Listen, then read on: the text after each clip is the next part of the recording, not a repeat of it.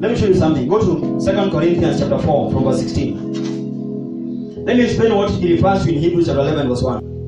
2 Corinthians chapter 4 from verse 16. Paul says, for which cause we faint not. Say, I faint not. I faint not. That is one of the ways to have fellowship with the Holy Spirit.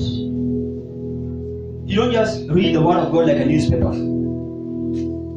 You respond to the Word of God that you read. So it says, for which cause we faint not. Say, I faint not. But though my outward man perish. Say, though my outward man perish. Yet the inward man is renewed day by day.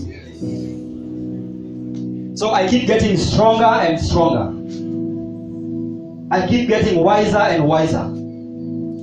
It's from glory to glory. The Holy Spirit wants you to be always on fire. Always burning. Jeremiah the prophet spoke and said in Jeremiah chapter 20 verse 9, he says, the word of God was in my heart as a burning fire, locked up within my bones. He says the word of God was hot in my bones, like fire. You know, he had been persecuted so much. They told him, don't preach to us anymore. And he had become discouraged by all the resistance he was facing. He told God, I'm not going to speak for you again. I'm tired. But he said, the word of God was in my heart, like a burning fire, locked within my bones. He says, I couldn't keep quiet to the word of God because it was in me like fire. Like fire. So my inward man is renewed day by day. Hallelujah. It says in verse 17, 2 Corinthians chapter 4, it says that our light affliction. So don't go complaining to God how terrible your situation is. Paul says no matter how bad the situation may seem outwardly, it's a light affliction.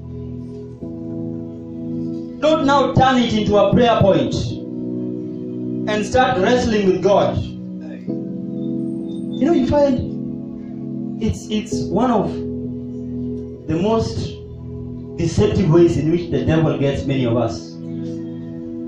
You have been so focused on the kingdom of God, doing the things of God, preaching the word, living your life for Christ, and then now something bad happens, and all of a sudden your attention shifts from all the beautiful things you have been doing to this one thing.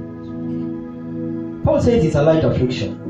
And here what he says, for our light affliction, which is but for a moment. It's but for a moment. It doesn't matter how big you think it is. Paul says it's a light affliction. You might convince yourself it is so big. Paul says it's a light affliction. You know the man who is telling me it's a light affliction? Read his testimony. This man, he said at Ephesus he fought with beasts. He saw a lot in the ministry. What you have gone through so far can't even go to 1/10 of what this man faced. Yet he says it's a light affliction. I'm glad for her testimony. She said the person paying her fees is someone is not even related to. Where did God provide water for the Israelites from? A rock. One time they came to Jesus and said, these guys want money for tax. And Jesus said, I thought us guys are not supposed to be paying taxes, because it was the non-Jews who were supposed to have been paying taxes. They said, yeah, but these guys, those guys were exploiting people. Just the same way many structures and systems in our country today are exploiting people. The Romans were extorting money from people. So they came to guys who were not supposed to have been paying taxes and said, pay tax. And Peter had no money. Jesus said, okay, let's not make trouble with them. Go to the sea. He said, cast your hook into the water. The first fish that you catch, open its mouth. Bring money out. Pay those fellas.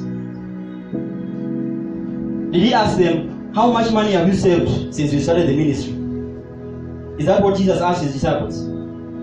That go to our bank account, get from our savings and pay these fellas. Is that what he did? The Bible says God commanded the birds to feed the man of God. They brought him meat in the morning and evening. When the brook from which the man of God had been drinking dried up, there was no more water. What did God do? God commanded someone somewhere else to to take care of the prophet. Are you walking by faith? Someone said they sacked me, I lost my job. And now because he says he lost his job, he thinks all is lost. Why? Because of his salary.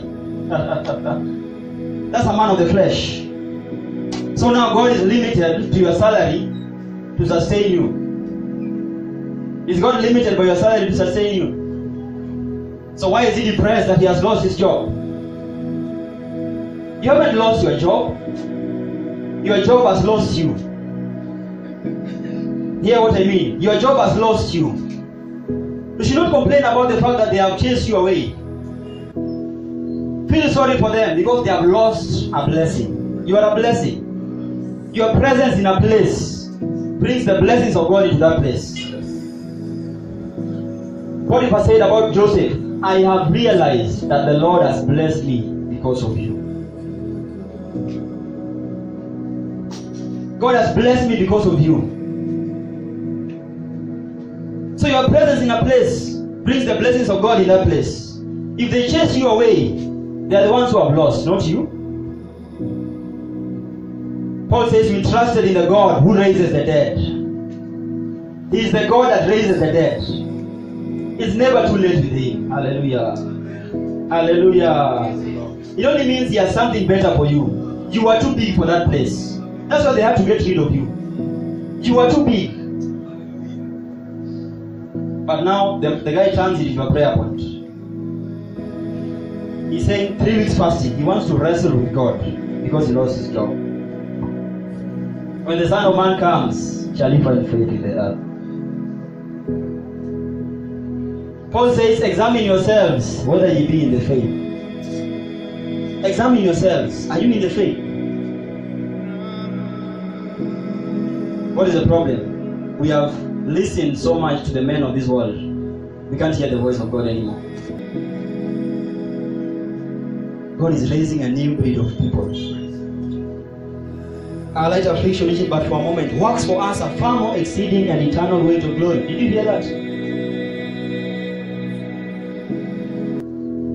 He says faith is the substance of things hoped for, the evidence of things not seen. Things not seen. Faith is the evidence of them. Now listen to what he says in verse 18, 2 Corinthians chapter 4. Paul says, while we look not at the things which are seen.